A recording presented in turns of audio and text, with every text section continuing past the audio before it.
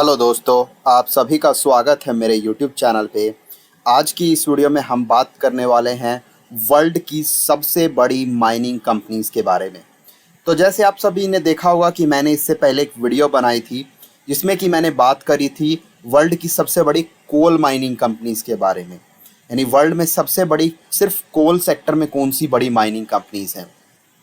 इस वीडियो में हम बात करने वाले हैं ओवरऑल माइनिंग में सबसे बड़ी कंपनीज कौन सी हैं।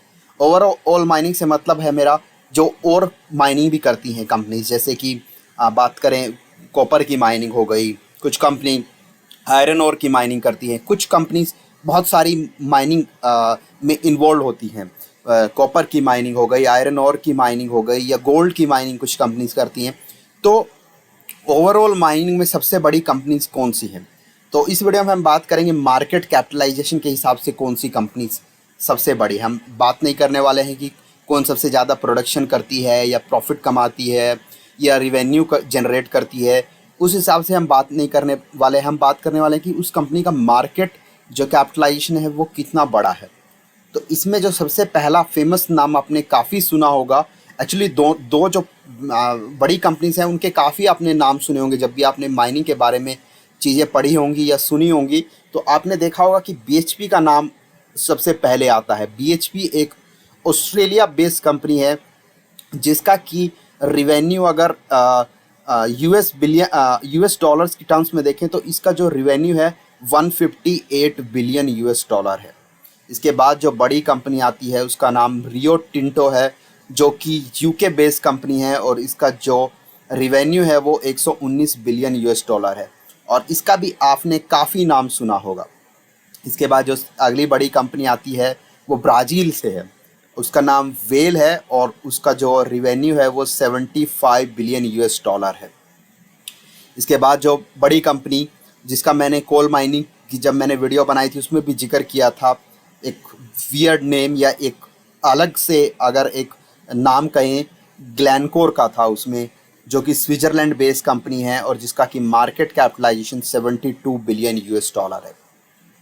इसके बाद जो पांचवी बड़ी कंपनी वो यूएस से है, फ्री पोर्ट मैकमोरान, जिसका कि जो रिवेन्यू है, जो मार्केट कैपिटलाइजेशन है वो 58 बिलियन यूएस डॉलर है। उसके बाद बड़ी कंपनी फिर यूएस से है, southern copper corporation, 57.9 billion US dollar के साथ। अगली बड़ी कंपनी भी एक यूके बेस्ड कंपनी है, एंग्लो अमेरिकन, जिसका कि मार्केट कैपिटलाइजेशन अगर बात करें तो वो है 45.58 बिलियन यूएस डॉलर। इसके बाद फिर एक और कंपनी ऑस्ट्रेलिया से, Fortescue metals group, 45 billion US dollar. फिर एक कंपनी चाइना की है जो एक बड़ी माइनिंग कंपनी है, Zijin mining group, 43.5 billion US dollar. उसके बाद नेक्स्ट बड़ी कंपनी मैक्सिको से है जिसका नाम है ग्रुपो मैक्सिको।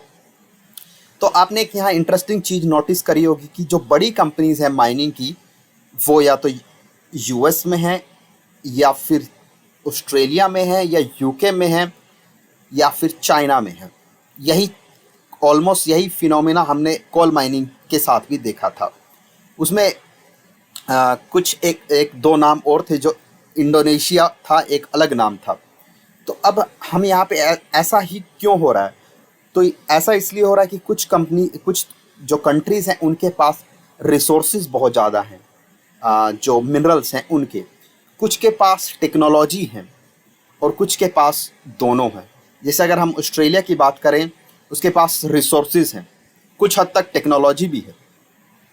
फिर अगर हम यूके की बात करें, रिसोर्सेज इतने नहीं है लेकिन उनके पास टेक्नोलॉजी है।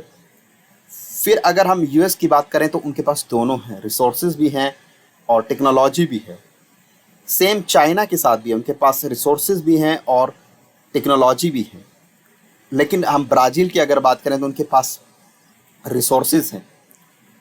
स्विट्ज़रलैंड, उनके पास रिसोर्सेज नहीं है लेकिन उनके पास टेक्नोलॉजी है। मैक्सिको के पास रिसोर्सेज बहुत ज़्यादा है।